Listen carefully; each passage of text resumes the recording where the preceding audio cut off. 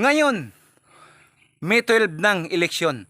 Pero hanggang ngayon, ang inaasahan natin nga si Duterte, Pangulong Duterte, sana makalabas na sa ICC, hanggang ngayon ay dinitin pa rin. Sana ang hustisya dito. Sana yung ating protocol dito. Kami nga dito mga ka-idol, kami po ay nag-uuling dito upang po kami po ay mabuhay.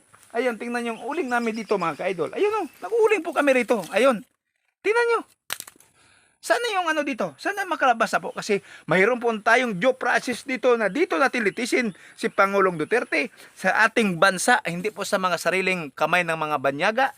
Kami po ay nag-uuling dito kasama po ang isa pong aking pong tiyuhin. Nakita nyo, ano masabi mo sa kay Pangulong Duterte na dinitin sa ICC? Ang masabi ko lang ni Duterte, kung okay lang si Duterte, kung nakabulig man si Duterte. Nakabulig siya.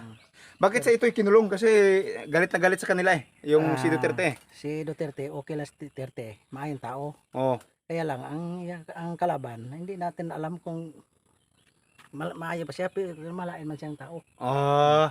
Nakita itong may-ari dito sa uling na ito mga ka-idol. Kasi talagang napakatindi talaga ng ano ito. Ang hanap buhay dito, bukid po mga ka-idol. Itong ating pong napaka-aso talaga. Kasi ulingan po ito yung mga ka-idol eh. Sana anong panawagan mo sa kailan makalabas si Pangulong Duterte? Kasi malapit na eleksyon.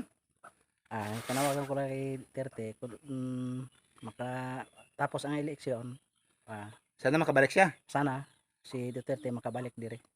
Dito sa ating lugar. Dito sa atong lugar. Okay, nakita nyo. I-supporter ka ni Duterte sir, no? Ako hindi ko po masabi kasi ang aking pong saloobin na wala po tayong due process dito sa Pilipinas. Kailangan po tayo may due process dito. Kahit sinong nagkasala, wag po natin ibigay sa mga kamay ng banyaga dahil po ito ay makasisira ng ating imahen sa Pilipinas. May sarili po tayo ditong batas. Si Duterte tayo. Duterte po tayo. Duterte Ayun, tayo.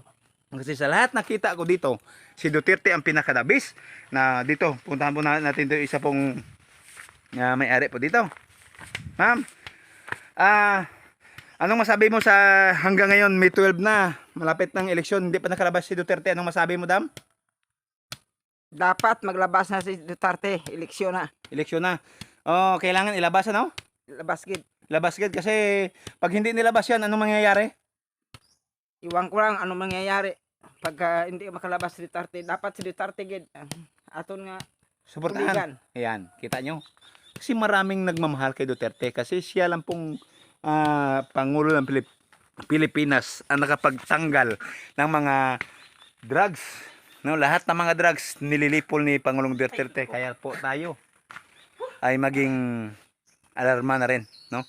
Hindi po ito fake news kundi po ito sa loobin ng mga tao kung anong nararamdaman nila ng si Pangulong minamahal nilang presidente ay nakukulong sa ICC na wala namang kadahilanan, na wala namang basihan at mayroong mga sanang basihan. Sana po dito sa Pilipinas ay nililitis at maraming salamat sa inyo. Dito lang po sa bukid ng bundok ng Sipalay City.